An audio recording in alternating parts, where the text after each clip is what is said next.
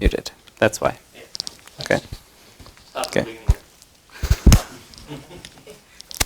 All right. Well, it's also natural to try to escape. Okay. Okay. All right. Any other thoughts, or should we move on to the fight response? Fight it is. Now, why might somebody choose to fight in this situation? It's frustrated and you've had enough. Okay, so reached kind of, gosh, how should we word that? Tipping point? Yeah, maybe. Okay, I don't know. Like the limit. Okay, reach the limit.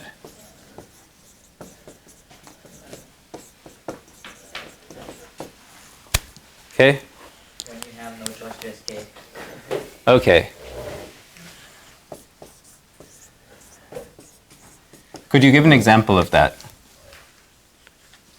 Exams. Well, how many of us think there's no choice if you don't want to go through an exam? Depends on how important the class is to you. I mean, if it's like a humanities class and there's a quiz I don't want to take, I'll just skip. If I'm confident I can make up for it later. Okay, so calculated risk taking, I guess? Yeah. Okay, so calculated risk, we'll add that there too. Fear. Inherent design. So it could be a lot of the same things. So somebody can fight out of fear. Easier. Easier. Okay, this is interesting. Courage.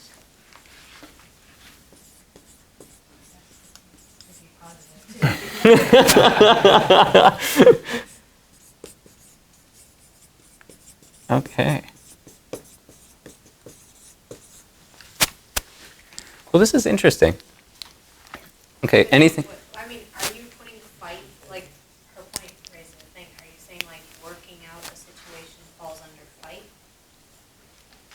Right now, we're just kind of establishing it, so it could be. Justice, okay.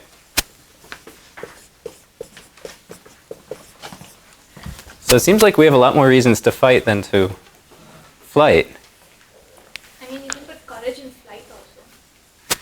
If Yeah. you want to like distance yourself from someone, that would technically be flight.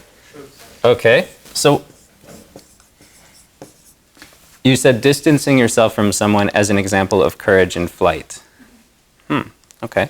Yeah, that's an interesting dynamic. So there's, I'm sure if we went far enough through this, we would, oh, yes. I was gonna say, you can balance it out, like for flight, it's not worth it to fight.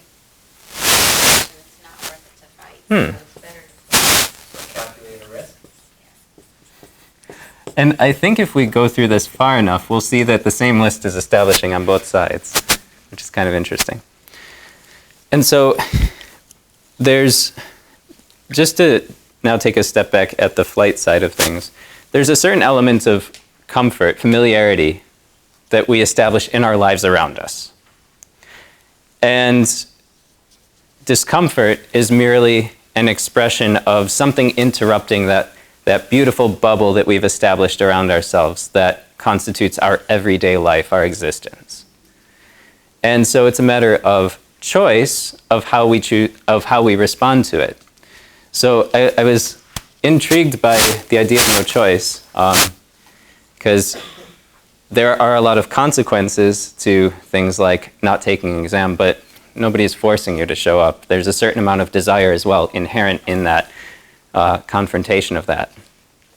So the past couple of weeks, there was some mention of the Bhagavad Gita, and everyone here is familiar with Bhagavad Gita? Okay.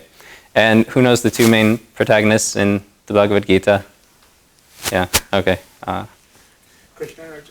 Krishna and Arjuna, okay. And so what were they doing there?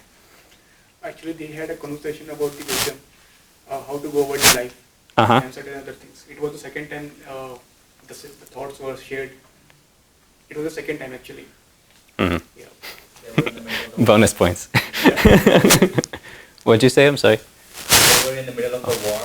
Yeah. It wasn't just like a walk in the forest, a peaceful atmosphere, and let's think about these sort of ideas on a cerebral level. It's like, wow, a battlefield with millions of people on both sides.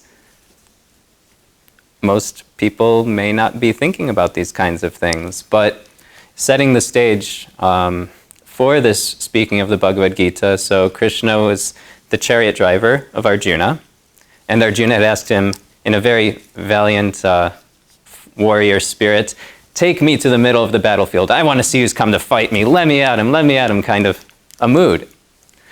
And so we could start to think, oh, maybe it's very much in this fight category. Now, Krishna takes Arjuna in the chariot to the middle of the battlefield. He sees everybody who's come to oppose him. What happens? Changes of mixed emotions. Mixed emotions, changes sides. He despairs because he sees his family, and so he has an existential crisis Yeah. where he's completely torn about what he should do, what his duty is versus what his heart is telling him to do. Yeah. How many of us have ever experienced mixed emotions? Yeah. And how many of us have gone into a situation similar to Arjuna, like, yeah, I can do this, let's do it. And then when you're finally there and confronted with the reality, I don't know what to do. How many of us have had that experience? Yeah. So in that example, we can see that there's sometimes a gap between what's going on here and what's going on here. Now, Arjuna raised so many seemingly nice arguments of why he should not